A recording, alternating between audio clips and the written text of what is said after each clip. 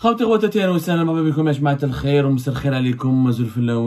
que vous allez bien, j'espère que vous vous portez bien. L'escalade, la brutalité, toujours, la violence, la provocation, le bras de fer, c'est tout ce que connaît le régime algérien depuis 2020-2021. Notamment depuis 2021, dans ses rapports internationaux, dans nos rapports avec les voisins, il y a toujours de la brutalité, de la défiance, de la méfiance, des problèmes, des bras de fer, de la brutalité. L'Algérie vient de riposter au Niger. Alors, l'ambassadeur algérien qui a été convoqué au Niger, on en a parlé. À propos, pour protester officiellement, c'était le 3 avril dernier. Pour protester officiellement, on en a parlé le 4 avril lors d'une émission intitulée « Maintenant, le régime Tebboune provoque une nouvelle crise avec un nouveau pays, le Niger, notre voisin le Niger ». Et on a expliqué que les autorités nigériennes n'ont pas du tout apprécié comment en plein mois du Ramadan, juste à la fin du mois du Ramadan, les autorités algériennes expulsent un nombre important de migrants subsahariens, mais de manière très musclée, très brutale. L'Algérie, au lieu de calmer le jeu, au lieu de apaiser, au lieu de mettre fin à ces expulsions inhumaines, les derniers jours du Ramadan, elle s'enfonce. Le régime Tebboune s'enfonce dans son propre piège de la manipulation, de la désinformation. Il se discrédite encore plus gravement sur la scène internationale. Qu'on dirait, ils aiment se faire passer pour des méchants.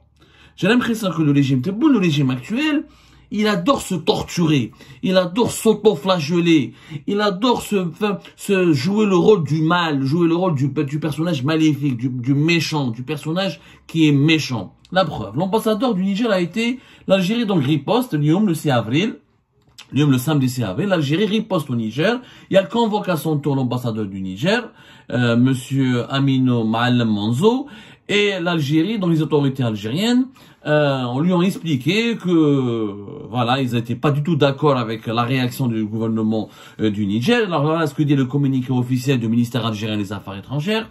Il a été rappelé à l'ambassadeur de la République du Niger l'existence d'un cadre bilatéral dédié à cette problématique.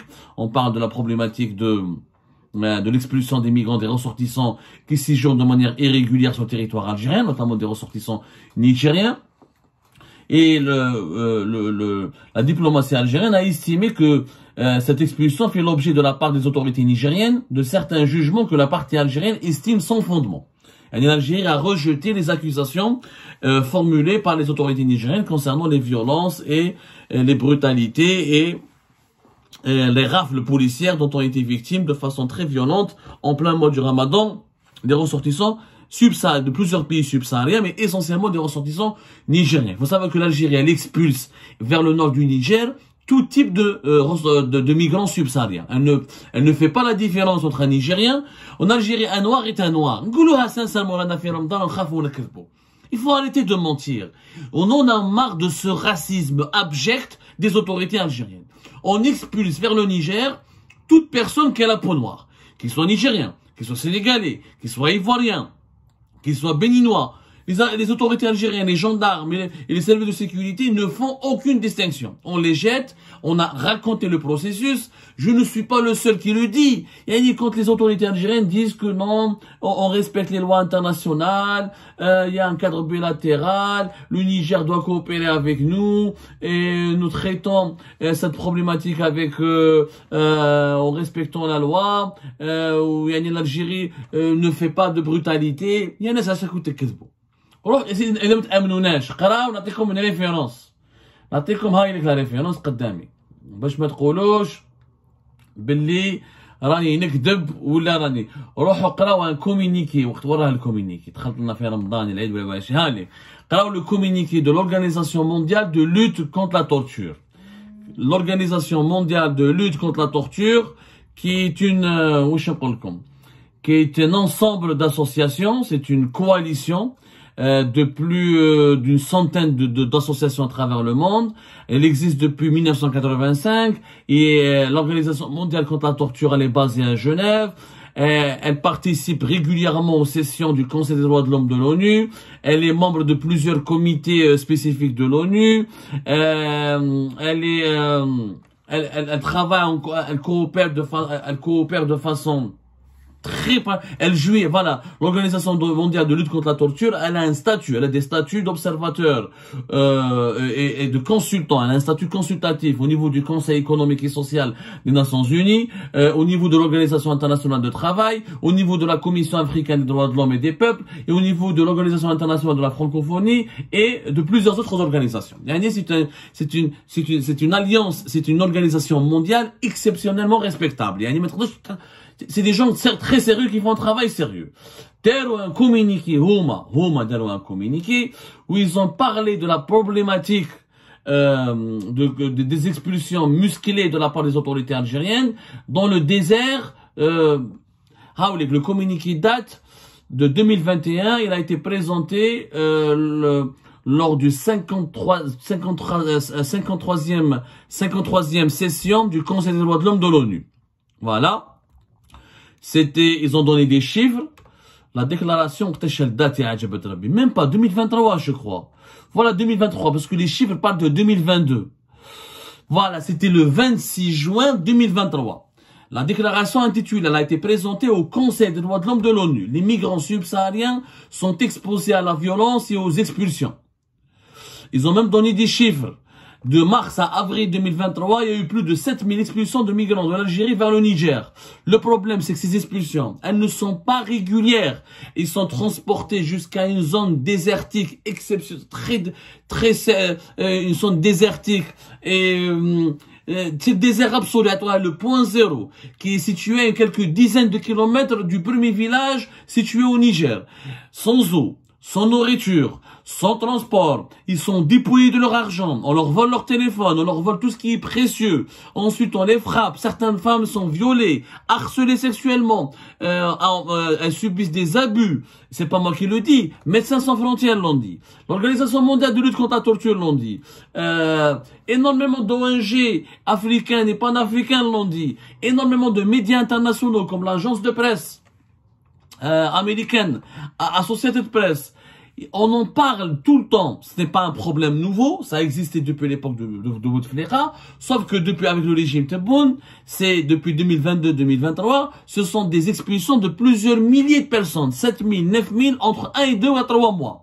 C'est énorme. Tu jettes des 9000, 7000 chaque 2-3 mois en plein désert. Donc beaucoup d'entre eux risquent de mourir. Il y a eu même des dizaines de morts. D'ailleurs, le nombre des morts de ces opérations d'expulsion n'a jamais été précisé, n'a jamais été déterminé avec précision. Parce que c'est un sujet tabou en Algérie. Comme c'est des migrants subsahariens, ils sont pas blancs comme nous, ils sont pas bruns comme nous, ils sont pas arabes comme nous, ils sont pas berbères comme nous. Donc leur mort ne choque pas. Il faut dire la vérité. Faut arrêter cette hypocrisie. Et maintenant, les pays africains ont changé. Le problème, c'est qu'aujourd'hui, ce problème est devenu assez grave et délicat, parce que avant on avait des régimes fantoches au Niger et au Mali et au Burkina Faso, c'était des régimes fantoches, c'était des régimes de colonisés.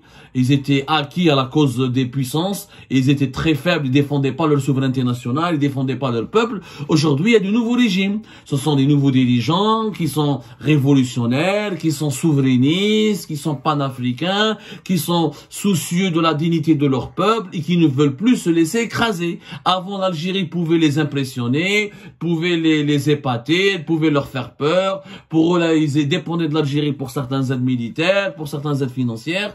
Aujourd'hui, il y a une nouvelle, les États du Sahel, depuis les coups d'État de 2020, qui sont des révolutions.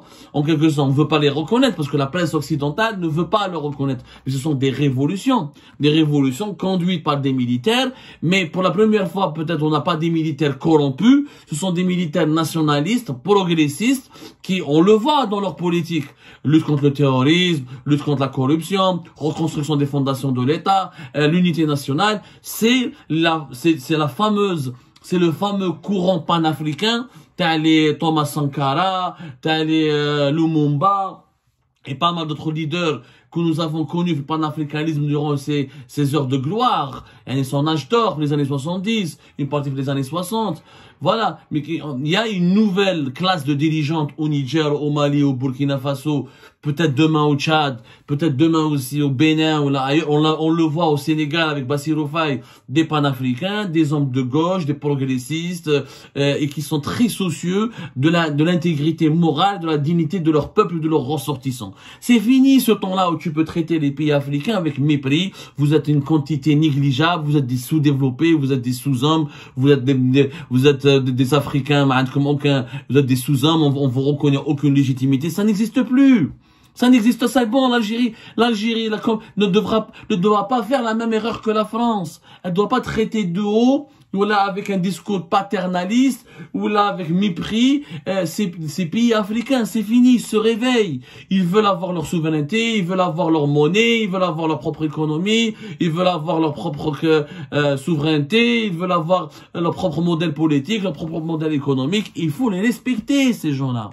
Il faut les respecter, ces pays-là. Ce que le régime Tebboune ne comprend pas, c'est que notre sécurité nationale, comme notre développement économique, dépend de l'Afrique subsaharienne. Notre avenir n'est plus au Maghreb, parce que la croissance démographique, la croissance économique, les opportunités de futur, le plus gros de la croissance mondiale va se faire dans les années à venir. Il a commencé déjà, d'ores et déjà, à se faire dans les pays de l'Afrique subsaharienne.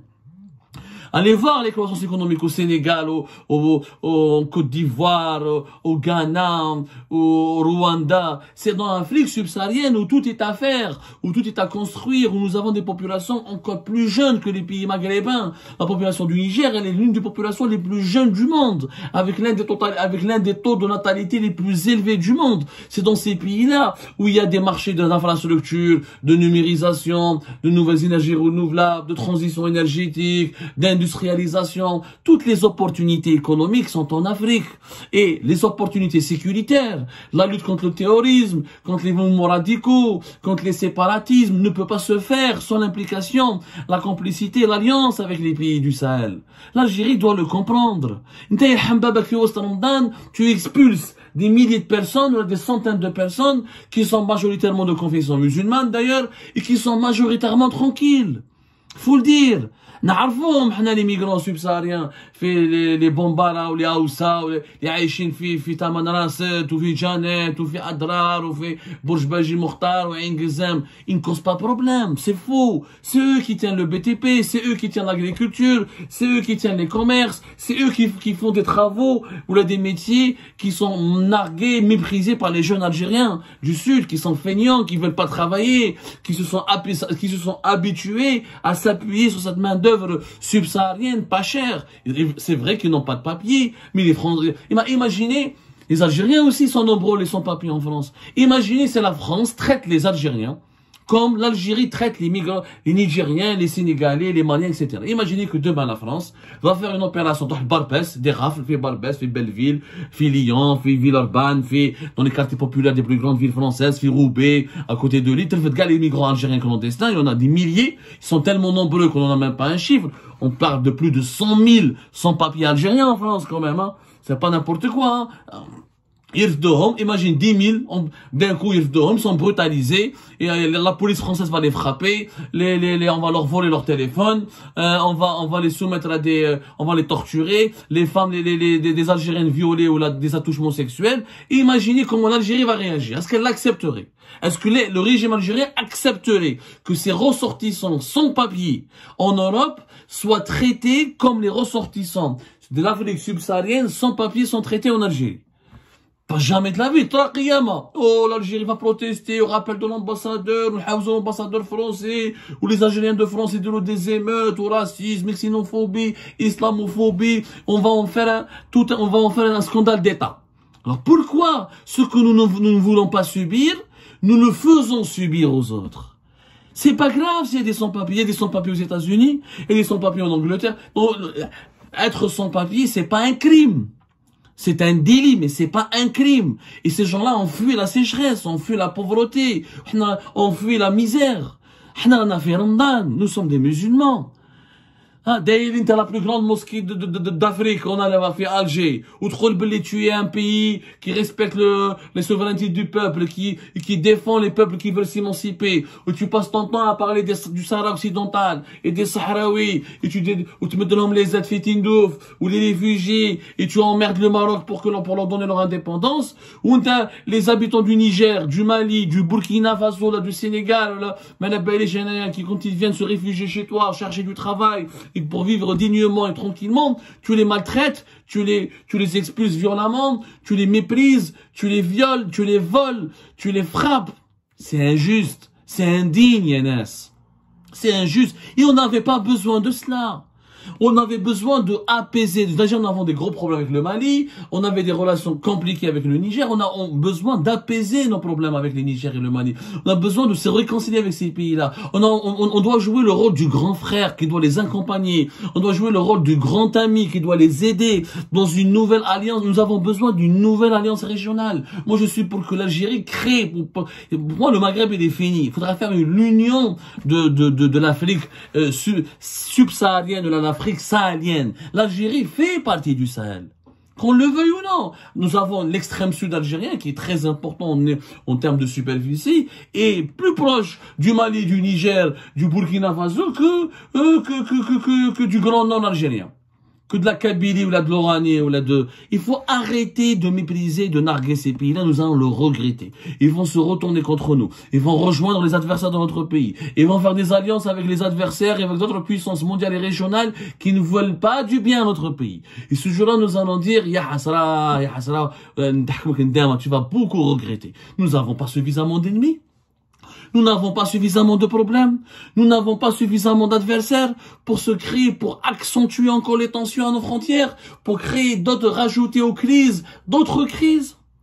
Pourquoi jouer absolument ce rôle de méchant, qui n'apporte rien à l'exception de dangers et de menaces pour la stabilité et la sécurité nationale? Cessons cette politique de brutalité, arrêtons cette escalade, arrêtons cette violence, arrêtons de narguer, de vouloir provoquer, de vouloir se bagarrer tout le temps avec les autres, parce que c'est nous qui serons les perdants au final.